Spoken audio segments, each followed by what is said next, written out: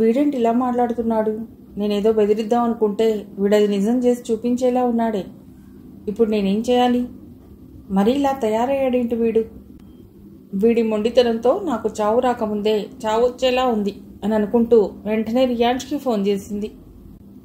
అతడు phone lift చేయలేదు. చచ్చింది గొర్రె. భయంతో ఆమె గుండె దడదడా కొట్టుకుంది. మళ్ళీ ఫోన్ చేసింది. రియాన్ష్ ఫోన్ స్విచ్ ఆఫ్ వచ్చింది. మరింత వణికిపోతూ ప్రభాకర్కి ఫోన్ చేసింది. ప్రభాకర్ లిఫ్ట్ చేయగానే జరిగింది మొత్తం చెప్పింది. నువ్వేం కంగారు పడకు, నేను మాట్లాడతాను. వాడు ఎక్కడ ఉన్నా నీకు కావాల్సింది వాడు బ్రతకటమేగా అన్నాడు. అంతా విని ప్రభాకర్ అవును అంది జమున. మళ్ళీ నీ మనసేం మార్చుకోవుగా? మార్చుకోను. వాడు ఎక్కడ ఉంటే నాకేం, ఏం చేస్తే నాకేం, నా మాట లెక్క చేయనప్పుడు. ఈ మాటలే వద్దు. నీకు మర్యాద ఇచ్చి అమ్మా నేను ఇలా చేయాలనుకుంటున్నాను అని అన్నప్పుడు నువ్వు కూడా వాడి మాటను గౌరవించవలసింది.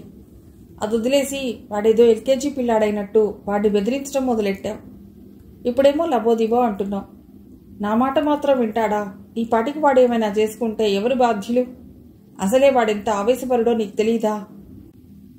తెలుసు, అందుకే ఈ బాధ. ఇంకా అర్థం కాలేదా? అర్థమైంది జమున. అందుకే నేను మాట్లాడతాను వాడితో. మాట్లాడి నీతో మాట్లాడిస్తాను. వాడు ధర్మపురం వెళ్ళటానికి నువ్వు ఒప్పుకోవటమే కదా వాడికి కావాలి. వాడేమైనా నిన్ను మణులు మాణిక్యాలు అడుగుతున్నాడా? అయినా నువ్వు కూడా వాడిని బాగానే సాధిస్తున్నావు. ఒప్పుకుంటే ఏమైంది?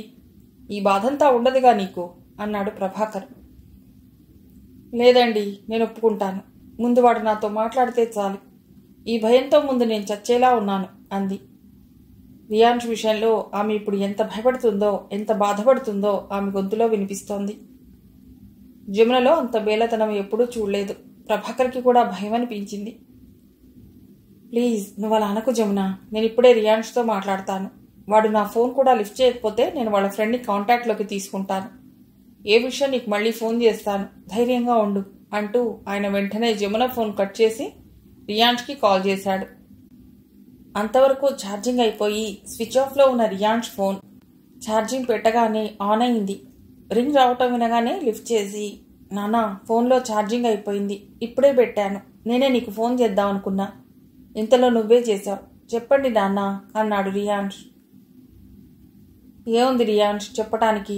నువ్వు ఇప్పుడు అర్జెంటుగా మీ అమ్మకి ఫోన్ చేసి మాట్లాడకపోతే మీ అమ్మ బతికేలా లేదు. అంత భయపడుతోంది మీ అమ్మ అన్నాడు ప్రభాకర్. అదేంటి నాన్న, భయం ఎందుకు అన్నాడు రియాన్ష్. నువ్వేమైనా మీ అమ్మకి తక్కువ షాక్ ఇచ్చావా అంటూ విషయం చెప్పాడు ప్రభాకర్. రియాన్ష్ విన్నాడు, మాట్లాడలేదు. కానీ నీకు మీ అమ్మ బాధ అర్థం కావటం లేదు రియాన్ష్. ఏమిటి నాన్న అమ్మ బాధ? నీకు నీ జాబ్లో వచ్చినంత డబ్బు ఆ పొలంలో వస్తుందా? అదే మీ అమ్మ బాధ. ఇంకే ఉంటుంది అది కాక అన్నాడు. నేను డబ్బే ప్రధానంగా చేయట్లేదుగా నాన్న. అయినా డబ్బు గురించి ముందే ఊహిస్తే ఇలా? నాకు చేయాలనిపించింది చేస్తాను. ఒకవేళ నేను అందులో సక్సెస్ కాకపోతే మళ్ళీ నా జాబ్ నేను కంటిన్యూ చేస్తాను. సరే రియాన్ష్, ఇవన్నీ మనం మళ్ళీ మాట్లాడుకుందాం. ముందు నువ్వు మీ అమ్మకి ఫోన్ చేయి అన్నాడు. సరే నాన్న, నేను ఇప్పుడే అమ్మతో మాట్లాడతాను, నువ్వు ఫోన్ పెట్టేయి అని రియాన్ష్ అనగానే ప్రభాకర్ కాల్ కట్ చేశాడు. రియాన్ష్ అప్పుడే వాళ్ళమ్మకు ఫోన్ చేసి మాట్లాడాడు. ఆమె రియాన్ష్తో చాలా అనుకూలంగా, చాలా ప్రశాంతంగా, అంతవరకు ఉన్న బరువేదో దిగినట్లుగా మాట్లాడింది. రియాన్ష్ సంతోషపడ్డాడు. ఈసారి పండుగ మన ఇంట్లో చేసుకోవాలనుకుంటున్నాను రియాన్ష్. అలాగే అమ్మా, అలాగే చేసుకో. చేసుకో అంటున్నావు, నువ్వు రావా? నేను రాను, నాకు చాలా పనులున్నాయమ్మా. అదేమిటి రియాన్ష్, మీరెవరూ లేకుండా నేను ఒక్కదాన్నే పండగ ఎలా చేసుకుంటాను? మీ వదిన రాను అంది. అన్నయ్య లేడు, నాన్నగారు కూడా రారుట. నువ్వు కూడా రాకుంటే నేను ఒక్కదాన్నే వెళ్ళి ఆ ఇంట్లో పండగ ఎలా చేస్తాను అంది. రియాన్ష్ మాట్లాడలేదు. అది కాదు రియాన్ష్, పండగ రోజు కూడా మనమందరం ఎక్కడి వాళ్ళం అక్కడే ఉంటే ఆ ఇంట్లో లైట్లు ఎవరు వేస్తారు? చూసేవాళ్ళు కనీసం ఇంటి ముందు లైట్ కూడా లేదనుకోరా? అసలు అలా ఉండకూడదు రియాన్ష్. ఇందుకేనా అంత పెద్ద ఇల్లు కట్టుకున్నాం. మనుషులే లేనప్పుడు లైట్ గురించి ఆలోచన ఎందుకు అనకురా. నా సెంటిమెంట్స్ నాకుంటాయి అంది బాధగా. అమ్మా, నువ్విలా అంటావని అక్కడ మన గార్డెన్ దగ్గర రోజు మొక్కలకు నీళ్లు బట్టి వెళ్లే వీరన్నకు ఇంటి ముందు రోజు లైట్ వేయమని చెప్పాను. వేస్తున్నాడు. ఇక నువ్వు అన్నట్లు పండగ రోజుల్లో ఇల్లంతా లైట్లు వెలిగేలా బయట స్విచ్ పెట్టిస్తాను. వీరన్న వెళ్ళి వేస్తాడు. వీరన్న భార్యతో చెప్పి పండగ రోజు ఇంటి ముందు ముగ్గులు కూడా వేయిస్తాను. సరేనా? అయినా పండగ కూడా ఇంకా చాలా రోజులుంది కదమ్మా. ఇప్పటి నుండే ఎందుకు కంగారు పడుతున్నావు అన్నాడు. మీరెవరూ దగ్గర లేకపోవడం వల్లనో ఏమో రియాన్ష్, మళ్ళీ అందరం ఒకసారి కలిస్తే బాగుండనిపిస్తుంది. ఇక ఎప్పుడు కలుస్తాం అందరం? పండగ రోజే కదా. అందుకే ముందుగా అందరిని అడుగుతున్నాను. మీరెవరూ వచ్చేలా లేరు అంది దిగులుగా. అయ్యో అమ్మా, ఇవన్నీ చాలా చిన్న విషయాలు. ఇలాంటి వాటి గురించి నువ్వు ఆలోచించకూడదు. లైట్, ఇక నేనుండనా అన్నాడు రియాన్ష్. సరే అంటూ కాల్ కట్ చేసింది జమున. రియాన్ష్ అనుకున్నట్లే తన జాబ్కి రిజైన్ చేసి ధర్మపురం వెళ్ళాడు. చాలా వరకు షెడ్ దగ్గరే ఉండి పనులు చేయిస్తున్నాడు. పక్క పొలం కొంత కౌలుకి తీసుకుని అది కూడా చేయిస్తున్నాడు. కొద్ది రోజులు అతడి పనుల కోసం కృష్ణప్రసాద్ గారి ట్రాక్టర్ కారు వాడుకున్నాడు. పంట చేతికి రాగానే ఆ డబ్బుతో ముందుగా ట్రాక్టర్ కొన్నాడు. దాన్ని షెడ్ దగ్గరే పెట్టాడు. అవసరమైన వాళ్ళు దాన్ని రెంట్కి కూడా తీసుకెళ్తుంటారు. 2 రోజుల క్రితం ధర్మపురం వెళ్లిన దయాకరయ్య రియాన్ష్ని, రోహిణిని చూసి తిరిగి ఇంటికొచ్చాడు. ఆయన ఇంటి ముందు కారు దిగుతుంటే వెంకట్ ఎదురెళ్లాడు. రియాన్ష్, రోహిణి ఎలా ఉన్నారు నాన్నా అడిగాడు వెంకట్. వెంకట్ ఇప్పుడు సిటీలో ఉండట్లేదు. అతడు చేస్తున్న ఉద్యోగాన్ని మధ్యలోనే వదిలేసి వీఆర్ఎస్ తీసుకున్నాడు. భార్యతో తన సొంతూరు వచ్చాడు. తండ్రితో, అన్నయ్యతో కలిసి ఉంటున్నాడు. వెంకట్ భార్య అనసూయకు అనుకూలంగా ఉండే మనిషి కావటం వల్ల వాళ్ళొచ్చాక ఇంట్లో జాగృతమ్మ, అనసూయ, శిఖర చాలా సంతోషంగా ఉన్నారు. దయాకరయ్య మాట కోసం జాగృతమ్మ, అనసూయ, రత్నాకర్, వెంకట్, శిఖర ఎదురు చూస్తున్నట్లు ఆయన వైపు చూస్తున్నారు.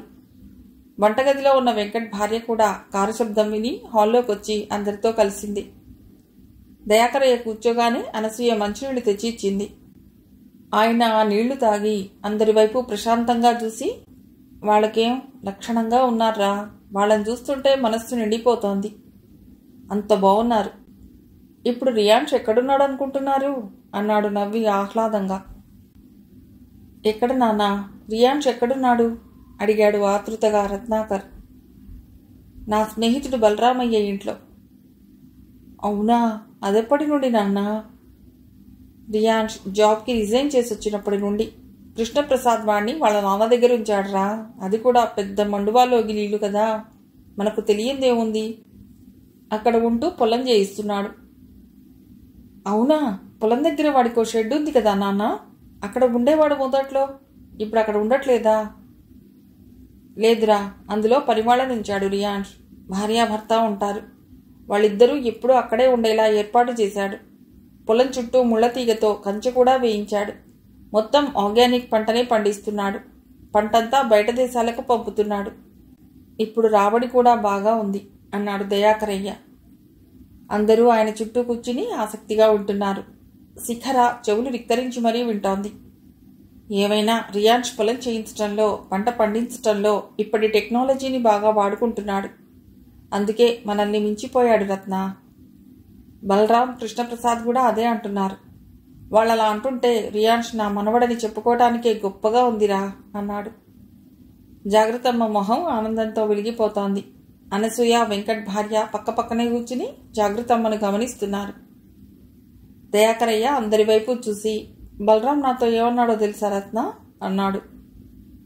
ఏమన్నారు నాన్న వెంటనే అడిగాడు రత్నాకర్. రియాన్ష్కి పెళ్ళయ్యే వరకు కాదు పెళ్ళయ్యాక కూడా తనతోనే తన దగ్గరే ఉంచుకుంటాడట. ఎంత అభిమానం రా వాడికి మనమంటే. స్నేహితుడు మనవణ్ణి సొంత మనవళ్లా చూస్తున్నాడు. ఎవరైనా ఉంటారా ఇలా? ఆ తండ్రి కొడుకులు మన రియాన్ష్కి ఎంత వెన్నుదన్నుగా ఉన్నారు. అదిరా మంచితనం అంటే. అలా ఉండాలి మనుషులంటే అన్నాడు దయాకరయ్య. అదంతా నీ వల్లనే లే నాన్న. నీ మీద బలరామయ్య మామకు ఉండే ప్రేమని రియాన్ష్ మీద చూపిస్తున్నాడు అన్నాడు వెంకట్. అది కూడా నిజమేననిపించింది అందరికీ. రత్నాకర్ వెంటనే అనసూయ వైపు చూశాడు. ఆమె ఇదే మంచి సమయం అన్నట్లు భర్త మొహంలోకి చూసి అడగండి అన్నట్లు సైగ చేసింది. నాన్న, రియాన్ష్కి శిఖరనిచ్చి పెళ్లి చేస్తే ఎలా ఉంటుందంటావు అన్నాడు రత్నాకర్. ఆమె అనసూయ వైపు చూశాడు. తనకిష్టమే నాన్న, సందర్భం వస్తే చెప్పాలని చూస్తోంది అన్నాడు రత్నాకర్. శిఖర ఏది అన్నట్లు చుట్టూ చూశాడు దయాకరయ్య. శిఖర ఏమీ తెలియనట్లు వాళ్ళ అమ్మకి పిన్నికి వెనకాల కూర్చుని ఉంది. అది గమనించి శిఖరని కూడా అడిగాను నాన్న, రియాన్స్ అంటే ఇష్టమేట, పెళ్లి చేసుకుంటానని చెప్పింది. వాళ్ళిద్దరికీ పెళ్లి చేద్దాం నాన్న అన్నాడు రత్నాకర్.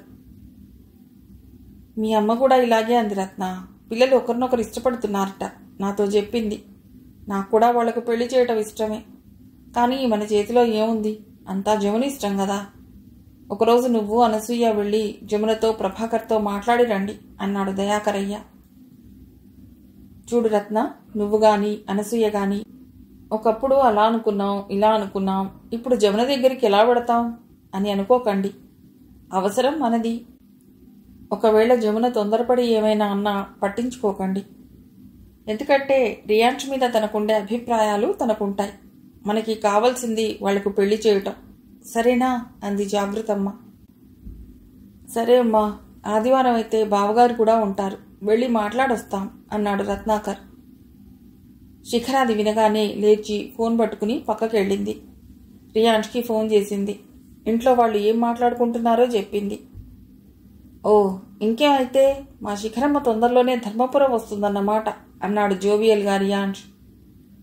ఎవరో వస్తున్నట్లు అనిపించి నేను తర్వాత మాట్లాడతాను బావా అంటూ కాల్ కట్ చేసింది శిఖర. జమున ఎన్నో రోజులుగా ఎదురు చూస్తున్న పండుగ రేపే, కానీ ఆమె అనుకున్నట్టు తన ఇంటికి వెళ్ళి తన వాళ్లతో ఉండలేకపోతోంది. సరేలే, ఏం చేద్దాం, అన్నీ అనుకున్నట్టు జరుగుతాయా, సౌజన్య దగ్గరే ఉంటాను అని మనసుకు సర్ది చెప్పుకుంది. పేపర్ చదువుతూ తన గదిలోనే కూర్చుంది. సౌజన్య తలుపు దగ్గర నిలబడి జమున అంది. రా సౌజీ, కూర్చో అనగానే సౌజన్య గదిలోకి వెళ్ళి జమునకు ఎదురుగా కూర్చుంది. మేం రేపు ఊరెడుతున్నాం జమున, పండగ కదా, 4 రోజులు రాము, ఇంటికి తాళాలు వేస్తాం. వంట మనిషికి కూడా ఇప్పుడే చెప్పాను, తను కూడా రాదు అంది సౌజన్య. అయ్యో అదేంటి, మీరు ఉంటారనుకున్నాను అంది జమున. నిన్నటి వరకు నేను అలాగే అనుకున్నాను జమున, అందుకే నీతో చెప్పలేదు. కానీ ఇంట్లో వాళ్ళు ఒప్పుకోవటం లేదు. ప్రతిసారి ఈ పండుగ రాగానే ఊరెడుతూ ఈసారి వెళ్ళకపోతే బాగుండదు అంటున్నారు. చిన్న చిన్న పండుగలకి ఇలాగూ వెళ్ళాం, పైగా ఈ పండక్కి మా ఆడపడుచులు వస్తారు, పిండి వంటలు చేయాలి, వెళ్ళక తప్పదు అంది సౌజన్య. యాక్చువల్లీ నేను రేపు పండక్కి మా ఇంటికి వెళ్ళాలనే అనుకున్నాను సౌజీ, నీకు కూడా చెప్పాను కదా. కానీ మా వాళ్ళు ఎవ్వరూ రామన్నారు. మీరు ఎలాగూ ఉంటారు కాబట్టి ఇక్కడే ఉండాలనుకున్నాను. కానీ ఇప్పుడు నా పరిస్థితి, నేను ఎక్కడ ఉండాలి అంది. సౌజన్య మాట్లాడలేదు. నీకు తెలుసుగా సౌజీ, మా వాళ్ళు ఎవరూ లేకుండా నేను మా ఇంట్లో ఉండలేనని. ఇప్పుడు నేనేం చేయాలి, మీరు లేకుంటే నేను ఎక్కడికి వెళ్ళాలి అంది. నన్ను అడిగితే నేనేం చెప్పను జమున, అసలు నీ గురించి ఆలోచించే ఆదివారాలందరూ వెళ్ళినా కుక్ రాకున్నా నిన్ను మాతోనే ఉంచుకునేదాన్ని. ఎప్పుడైనా నిన్ను వెళ్ళమన్నానా జమున? ఈరోజు కూడా నీకోసమే ఉన్నా, నీకు చెప్పాక వెళ్ళాలని అంది సౌజన్య. నిజమే సౌజీ, నాకు నీ దగ్గరే ఈ సౌకర్యం ఉంది, అందుకే నిన్ను వదిలి నేను ఎక్కడికి వెళ్ళంది కూడా. కానీ ఇప్పుడెలా అంది ఆలోచనగా. ఊరెళ్ళొచ్చుగా జమున, అమ్మా నాన్న ఉన్నారుగా. ఉన్నారు, కానీ మా సమ్మోకి శిఖరనిమ్మంటే మా వదిన భలే బడాయిపోయింది, అందుకే నాకు వెళ్ళాలనిపించట్లేదు సౌజీ. ఇప్పుడు నేను బాగా హర్ట్ అయ్యాను, ఇంకా అదే ఉంది నా మనస్సులో అంది జమున. అప్పుడే గేటు ముందు కారు శబ్దం వినిపించింది. కారులో వచ్చింది ఎవరా అన్నట్లు సౌజన్య లేచి గదిలోంచి బయటకొస్తుంటే రత్నాకర్, అనసూయ కారు దిగి లోపలికొచ్చారు. సౌజన్య వాళ్ళకెదురెళ్ళి, మీరా అన్నయ్య, బావున్నారా? జమున గదిలో ఉంది, వెళ్ళండి అంటూ అనసూయను కూడా మర్యాదగా పులకరించి ఆమె కిచెన్ వైపు వెళ్ళింది. రత్నాకర్, అనసూయ జమున ఉన్న గదిలోకి వెళ్లారు. జమున గది బాగుంటుంది, ఆమె ఎక్కువ మనీ పే చేస్తుంది కాబట్టి అందరిలా ఒక బెడ్, ఒక కుర్చీ కాకుండా 2 కుర్చీలు, టీపాయ్, చిన్న డ్రెస్సింగ్ టేబుల్, టీవీ, ఏసీ ఉంటాయి. జమున వాళ్ళని చూసింది. అనసూయ చనువుగా, ప్రేమగా, జమున బావున్నావా అంది. రత్నాకర్ కూడా బావున్నావా జమున అంటూ పలుకరించాడు. బావున్నాను, కూర్చోండి అంది ముక్తసరిగా. మనసులో మాత్రం వీళ్ళు ఇప్పుడొచ్చారేమిటి, అసలే రేపు సౌజన్య వాళ్ళు ఊరు వెడితే నా పరిస్థితి ఏమిటి, అని నా బాధలో నేనున్నాను. నా మూడంతా అప్సెట్ అయింది అనుకుంటూ ఆలోచనగా చేతివేళ్ల వైపు చూసుకుంటూ కూర్చుంది జమున. వాళ్ళు కూర్చుని ఆ గదిని జమునను చూస్తున్నారు. గదంతా నిశ్శబ్దం. వాటర్ తాగుతారా అని జమున వాళ్ళని అడగలేదు. ఈ లోపలే సౌజన్య వాటర్తో పాటు కాఫీ కూడా ఒక ట్రేలో పెట్టుకుని వచ్చింది. ప్రేమగా వాళ్ళకి ఇచ్చి వెళ్ళింది. రత్నాకర్ కాఫీ తాగి, జమున, శిఖర, రియాన్ష్ల గురించి మాట్లాడాలని వచ్చా. బావగారుంటే బాగుండేది. అలాగే ఈ పండగకి నువ్వు మాతో మన ఊరు రావాలి అన్నాడు ప్రేమగా. పండగ సరే, శిఖర, రియాన్ష్ల గురించి ఏం మాట్లాడాలన్నయ్యా అంది జమున మామూలుగానే. రియాన్ష్కి శిఖరనిద్దామనుకుంటున్నాను జమున అన్నాడు. జమున ఒక్క ఉదుటున లేచి వాట్ అంది. ఆమె లేవటం, ఆ కోపం చూసి అదిరిపడ్డారు రత్నాకర్, అనసూయ. అయినా రత్నాకర్ తేరుకుని, అదే జమున, శిఖరను రియాన్ష్కి ఇద్దామని అన్నాడు నెమ్మదిగా. ఆ మాట అడగటానికి నీకు కొంచెం కూడా ఇది లేదా అన్నయ్యా? ఏం వదినా, నువ్వు కూడా అది అడగాలని ఆయన వెంటొచ్చావా అంది కోపాన్ని ఆపుకుని కూర్చుంటూ. అవును జమున, ఇందులో అంత ఇదవ్వాల్సిందేముంది? నువ్వు కానీ రియాన్ష్ కానీ మాకు పరాయి వాళ్ళు కాదు. నువ్వు కాస్త నీ కోపాన్ని తగ్గించుకుంటే మేము మాట్లాడతాం అంది అనసూయ. ఏ మొహం పెట్టుకుని మాట్లాడతారు? రత్నాకర్ ఆశ్చర్యపోతూ, అదేమిటి జమున అలా అంటావు అన్నాడు. నేను అలాగే అంటానన్నయ్యా, జరిగింది నేనేం మర్చిపోలేదు. అంత మర్చిపోలేనిదేముంది మన మధ్యన? ఏముందో నీకు తెలీదా? ఆ రోజు సమ్మోకి శిఖరనిమ్మని అడిగితే ఏమన్నారు? చెప్పొదినా, నువ్వే కదా అన్నది అంది జమున. అన్నాను, అప్పుడు నేనే అన్నాను సమ్మోహన్కి శిఖరనివ్వమని. కానీ ఎవరైతే ఏముంది జమున, ఇద్దరూ నీ కొడుకులే, మా మేనల్లుళ్లే. శిఖరను రియాన్ష్కి ఇద్దామనుకోవటంలో తప్పే ఉంది. అయినా ఆ పాత విషయాలు ఇప్పుడు దేనికి? సమ్మోకి పెళ్లి కూడా అయింది, అమెరికాలో ఉన్నాడు అంది అనసూయ వీలైనంత ప్రశాంతంగా. ఈ మాటలన్నీ నాకు తెలుసు. మీరు మాట్లాడేది నాకు నచ్చలేదు. రియాన్ష్ నా కొడుకు. వాడి మీద ఎవరికి ఎలాంటి అధికారమూ లేదు. ఉంటే నేను భరించలేను అంది కోపంగా. అంత భరించలేనిదేముంది జమున? ఎందుకంత కోపంగా ఉన్నావు అన్నాడు రత్నాకర్ చాలా కూల్గా. నాది కోపం కాదు, బాధ. ఏదో కొద్ది రోజులు వ్యవసాయం చేస్తానంటూ అక్కడ ఉన్నంత మాత్రాన అక్కడే ఉండిపోడు. వాడెప్పటికైనా సిటీకి వస్తాడు, జాబ్ చేస్తాడు, స్టేట్స్కి ఎడతాడు. నీ కూతుర్ని వాడెందుకు చేసుకుంటాడు? అది జరిగే పనే కాదు అంది ఖరాఖండిగా జమున. శిఖర్ అంటే నీకు ఇష్టమేగా జమున? అది అమ్మలా ఉంటుందని దాన్ని నువ్వెంతగా ప్రేమిస్తావు? అదైనా ఆలోచించు అన్నాడు రత్నాకర్. ప్రేమిస్తాను కాబట్టే సమ్మోకి అడిగాను. ఇష్టం కాబట్టే ఆశపడ్డాను సమ్మోకి చేసుకుందామని. కానీ మీరేం చేశారు? మొహం మీదే చెప్పారు శిఖరాన్ని సమ్మోకి ఇవ్వమని. అక్కడికి నా కొడుకేదో పనికిమాలిన వాడైనట్లు. అప్పుడు మీరు వద్దనుకున్న నా కొడుకు ఇప్పుడు అమెరికాలో ఉన్నాడు. ఎవరు చూశారు ఎప్పుడు ఎవరు ఏ స్థాయికి ఎడతారో? అయినా శిఖరకేం తక్కువ? చాలా తెలివైన అందమైన అమ్మాయి. ఎవరైనా చేసుకుంటారు. మీకు దగ్గరలోనే చూసుకుని ఇవ్వండి. రియాన్ష్కి మాత్రం వద్దు. చెప్పానుగా, రియాన్ష్ అక్కడుండడు. ఎప్పటికైనా స్టేట్స్ పంపిస్తాను వాణ్ణి. రియాన్ష్ ఎక్కడికి వెడితే అక్కడికే శిఖర కూడా వెళ్తుంది. కాదనకు జమున అంటూ ప్రాధేయపడ్డాడు రత్నాకర్. ఆ మాటలే వద్దు. ఆ రోజు నేను సమ్మోకు అడిగినప్పుడు ఈ మాటలేమయ్యాయి? సమ్మోలో లేనిది రియాన్ష్లో ఏం కనిపించింది మీకు? పక్క ఊర్లో ఉన్నాడనేగా. శిఖరం చేసుకుంటే ఇక అక్కడి నుండి కదలనిస్తారా వాణ్ణి? లేదు జమున, నీకు తెలీదా నా గురించి? భార్యనొక చోట భర్తనొక చోట ఉంచే రకమా నేను? పెళ్ళయ్యాక రియాన్ష్ ధర్మపురంలో ఉన్నా, హైదరాబాద్లో ఉన్నా, స్టేట్స్ వెళ్ళినా శిఖర కూడా రియాన్ష్తోనే ఉంటుంది. ఇప్పుడు రియాన్ష్ మా పక్క ఊర్లో ఉన్నాడని కాదు. నీ గుర్తుందో లేదో, ఆ రోజు కూడా శిఖరను కావాలంటే రియాన్ష్కి ఇస్తామని అన్నాను. ఇప్పుడు కూడా ఆ మాట మీదే ఉన్నాను. అదీగాక వాళ్ళిద్దరూ ఇష్టపడుతున్నారు అంది అనసూయ. ఈ కథలన్నీ వద్దు.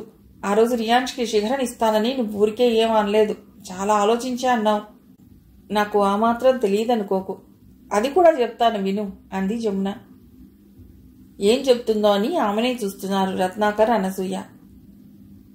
సమ్మో అయితే నా మాట వింటాడు, నా వైపు ఉంటాడు. రియాన్ష్ వినడు. రియాన్ష్ అయితే ఈజీగా మీ గుప్పెట్లో పెట్టుకోవచ్చు, శాశ్వతంగా నాకు దూరంగా ఉంచొచ్చు.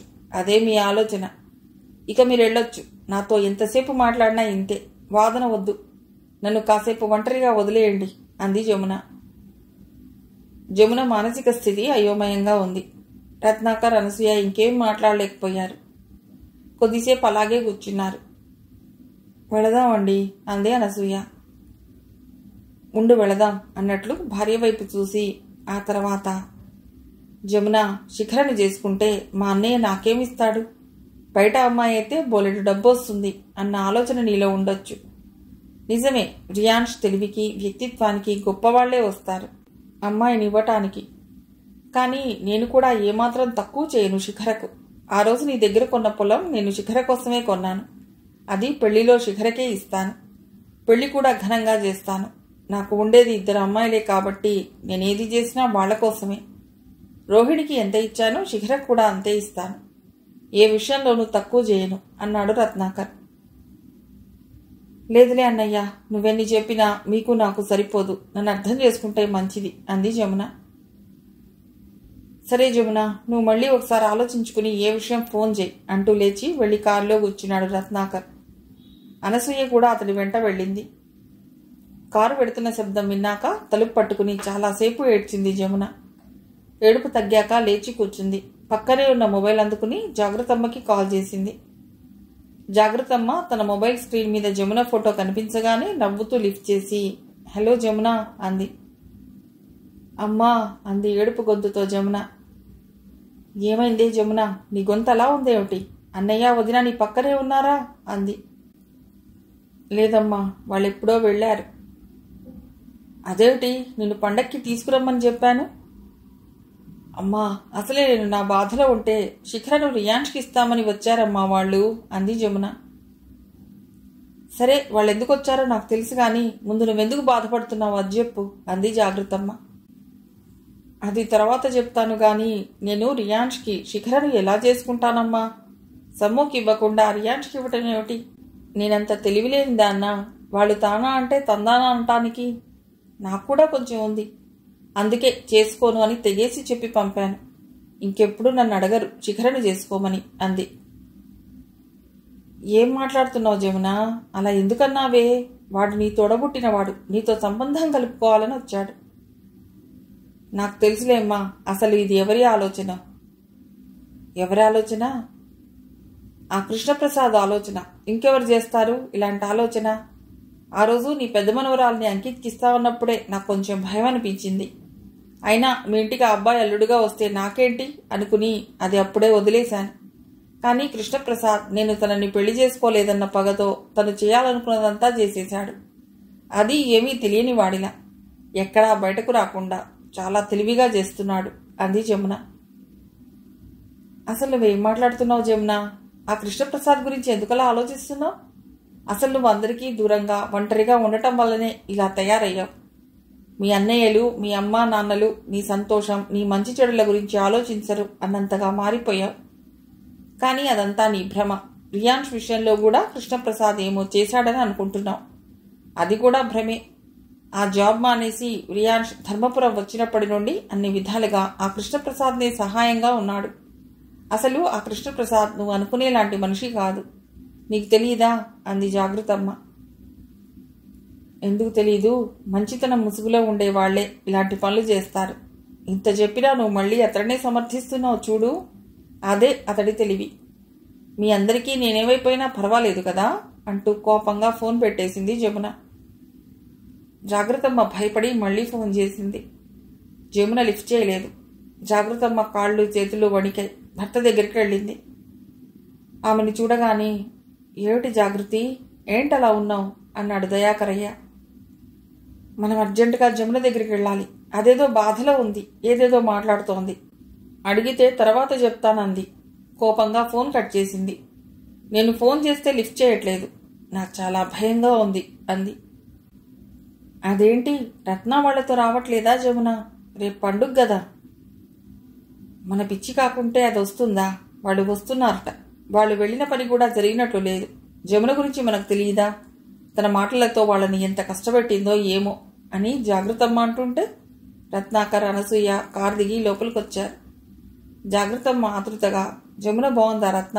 మీరు వెళ్లిన పని కాయా పండా అంది. రత్నాకర్ మాట్లాడలేదు. అనసూయ అక్కడ జరిగింది జరిగినట్లు చెప్పింది. మీరేం కంగారు పడకండి అనసూయ, నేను మీ మావయ్య గారు ఇప్పుడే వెళ్ళి జమునతో మాట్లాడొస్తాం అంది. ఆమెకు అర్జెంటుగా జమునను చూడాలని ఉంది. జమున ఫోన్ లిఫ్ట్ చేయకపోవటంతో గుండె కూడా ఎందుకో దడదడగా కొట్టుకుంటోంది. అవసరం లేదులే అమ్మా, ఇప్పుడు వెళితే మిమ్మల్ని కూడా ఏదో ఒకటి అంటుంది. అవసరమా చెప్పు అన్నాడు రత్నాకర్.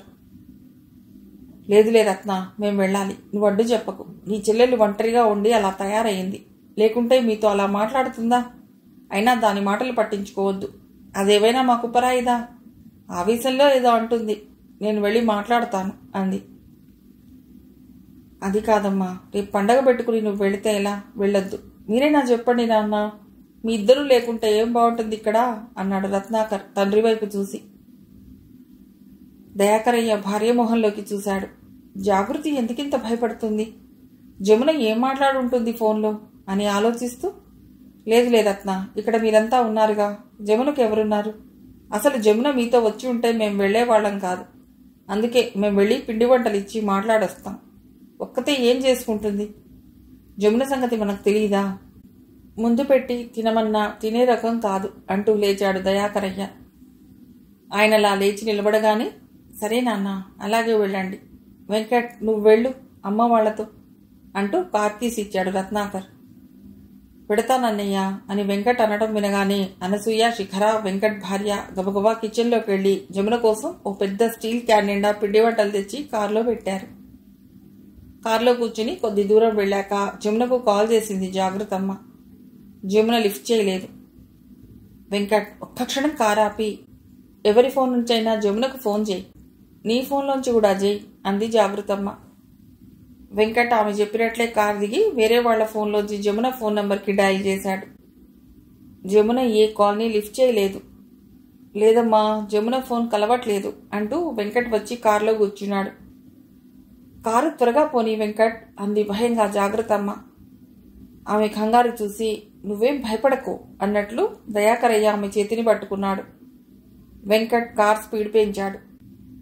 రియాన్ష్కి ఫోన్ చేయబోయింది. వద్దు, చెయ్యకు, మనం వెళుతున్నాంగా అంటూ ఆపాడు దయాకరయ్య. అనుకున్న టైం కన్నా ముందే వెళ్లి కారు సౌజన్య ఇంటి ముందు ఆగింది. అప్పటికే అక్కడ 2 ఆటోలు ఆగి ఉన్నాయి.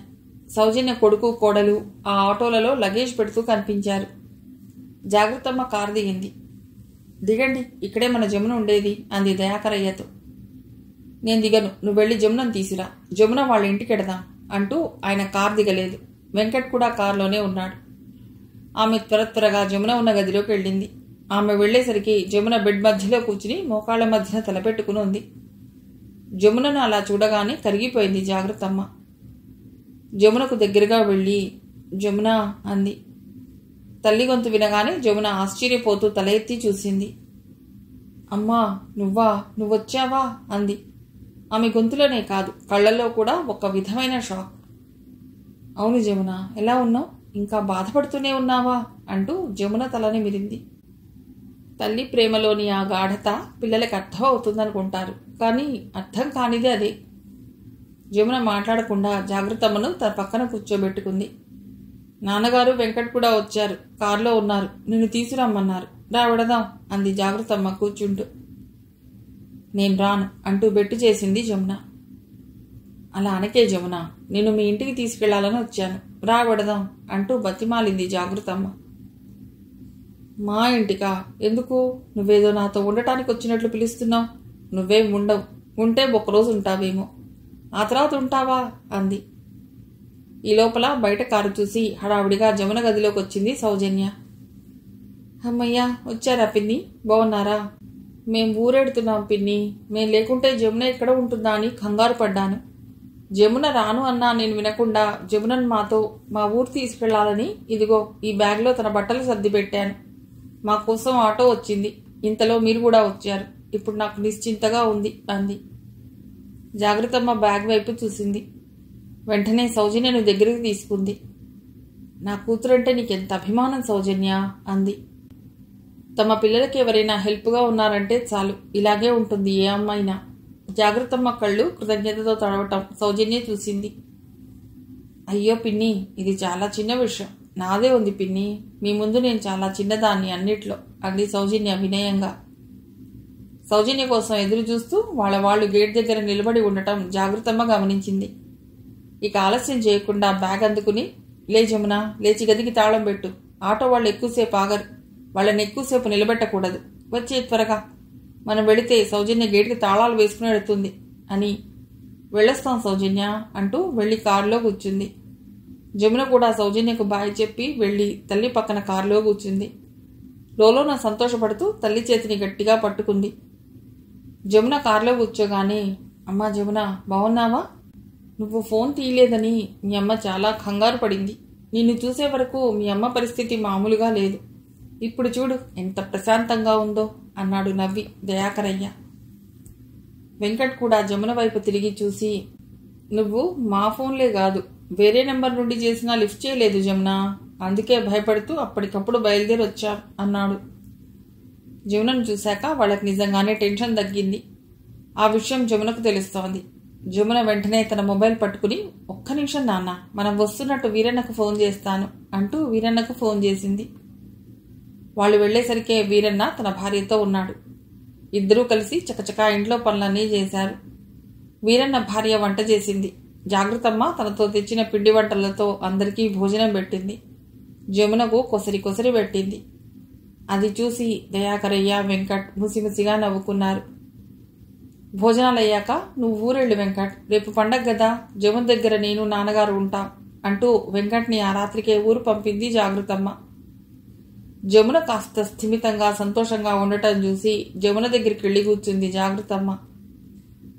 జమున, నువ్వు పొద్దున్న ఫోన్లో నేనేమైనా పర్వాలేదు కదా మీకు అంటూ ఫోన్ పెట్టేశావు. మళ్ళీ నేను ఫోన్ చేస్తే ఎత్తకుండా ఉండేసరికి నేనెంత కంగారు పడ్డానో తెలుసా అంది. మరేం చేయనమ్మా, అన్నయ్య వాళ్ళు వచ్చి రియాన్ష్కి శిఖరని ఇస్తామనగానే నాకు ఆ కృష్ణప్రసాదే గుర్తొచ్చాడు. అతడు కావాలనే ఇదంతా చేయిస్తున్నాడు అనిపించింది.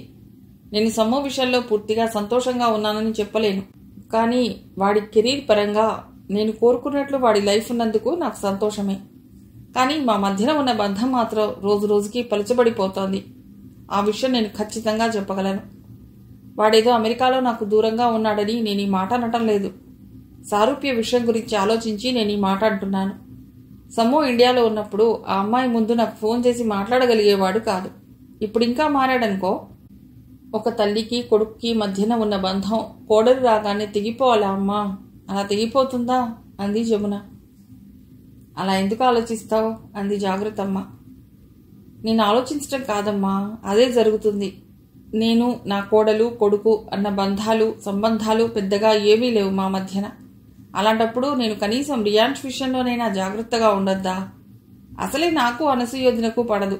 అందులోనూ ఒకసారి నేను అడిగినప్పుడు వాళ్ళు కాదన్నారు. ఆ రోజు కూడా వాళ్ళు శిఖరను రియాన్స్కే ఇస్తామన్నారు. ఇదంతా ప్లాన్ ప్రకారం కాకపోతే ఏమనుకోవాలమ్మా నేను? ఇంత ప్లాన్డ్గా నా కొడుకును వాళ్ళు వాళ్ళ ఇంటికి అల్లుండి చేసుకుని వాడిని నాకు దూరం చేసి ఆ పల్లెటూరులోనే ఉంచితే అంది జమున.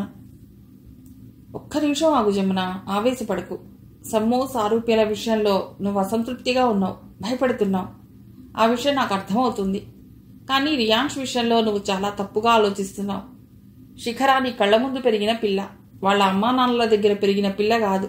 అసలు నీకో విషయం ఇంకా తెలిసినట్లు లేదు. అది నీ కొడుకు ప్రేమించుకుంటున్నారు అంది జాగ్రత్తమ్మ. జమున విసుగ్గా మొహం పెట్టి, నువ్వు కూడా ఇలా ఏదో ఒకటి చెప్పకమ్మా. వాళ్ళిద్దరూ కలిసి పెరిగారు, ఆ మాత్రం చదువు ఉంటుంది. దాన్ని ప్రేమ అంటే ఎలా అంది. అయితే సరే, ఆ విషయం నీ కొడుకుని అడిగి తెలుసుకో. సారూప్య అంటే బయట అమ్మాయి కాబట్టి నీకు తనకి మధ్యన ఒక హద్దురేఖ ఉంటుంది. కానీ శిఖర అలా కాదు, నీ సొంత అన్నయ్యే కూతురు. మీ ఇద్దరూ ఒకరంటే ఒకరికి చాలా ఇష్టం. నువ్వేంటో శిఖరకు తెలుసు, శిఖర ఏంటో నీకు తెలుసు. బయట వాళ్ళలాగా మీ మధ్యన అపార్థాలకు చోటు ఉండదు. ఇంత మంచి అవకాశం వదిలేసుకుని పరాయి అమ్మాయిని చేసుకుంటే ఆ అమ్మాయి కూడా సారూప్యలాగే ప్రవర్తించదని నమ్మకం ఏమిటి? అందుకే శిఖరను నువ్వు కాదనుకోకు. మీ అన్నయ్య ఇవ్వాలనుకున్న కట్నానికి, శిఖర అందానికి చాలా మంచి సంబంధాలే వస్తాయి.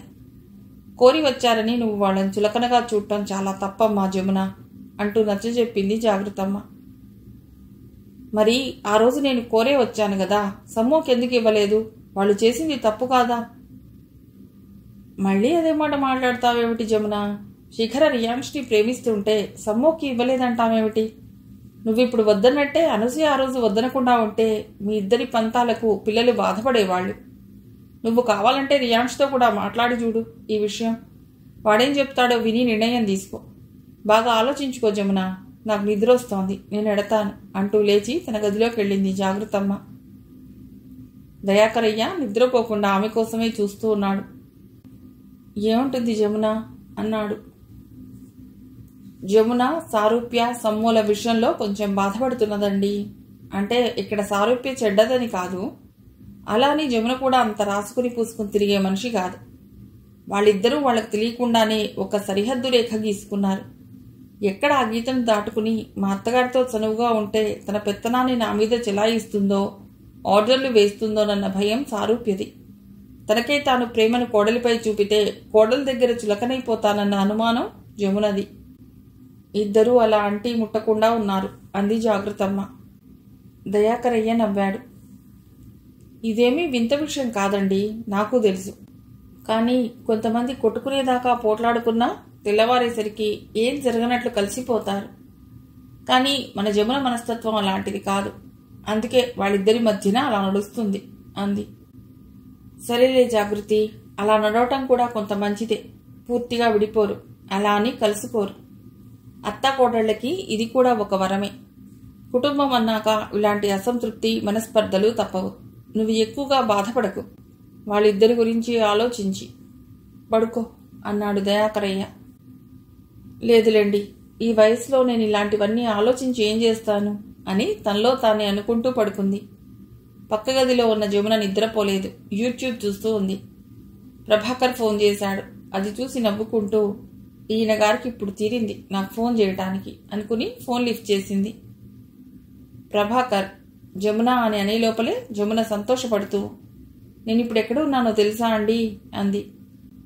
ఆయన ఎక్కడా అని అడక్కముందే, మన ఇంట్లో ఉన్నాను, మా అమ్మ నాన్నగారు వచ్చారు, చాలా చాలా హ్యాపీగా ఉంది నాకు. ఎంత రమ్మన్నా ఇక్కడికి మీరే రాలేదు, వచ్చుంటే బాగుండేది అంది. సారీ జమున, నేను రాలేదు, వచ్చి ఉంటే నిజంగానే బాగుండేది అన్నాడు ప్రభాకర్. మీ వాయిస్ ఏంటి అలా ఉంది, ఒంట్లో బాలేదా అంది కంగారుగా. అలాంటిదేం లేదులే, నువ్వేం కంగారు పడకు. అది కాదండి, అసలు మార్నింగ్ నుండి ఏమైనా తిన్నారా లేదా? ప్రాపర్గా తినలేదు. ఇక్కడ హోటల్ వాడు నిన్నటి నుండి నడపట్లేదు, వర్కర్స్ ఇళ్లకు వెళ్లారని. కొంచెం దూరంలో ఒక హోటల్ ఉంటే వెళ్ళాను, అక్కడ మీల్స్ లేదు, పూరీ తిన్నాను. ఇప్పుడు కూడా అదే తిని పడుకున్నాను, నిద్ర పట్టట్లేదు, నీరసంగా ఉంది. అయితే ఇప్పుడే బయలుదేరి ఇక్కడికి రండి. పండగ రోజుల్లో హోటల్స్ కూడా సరిగ్గా ఉండవు, ఇక్కడ అందరం ఉన్నాంగా. అలాగే, ఇంకో గంట ఆగి బయలుదేరుతాను. సరే, జాగ్రత్తగా రండి. అలాగే, ఉంటాను అని ఫోన్ పెట్టేశాడు ప్రభాకర్. మిగిలిన కథ తర్వాతి భాగంలో.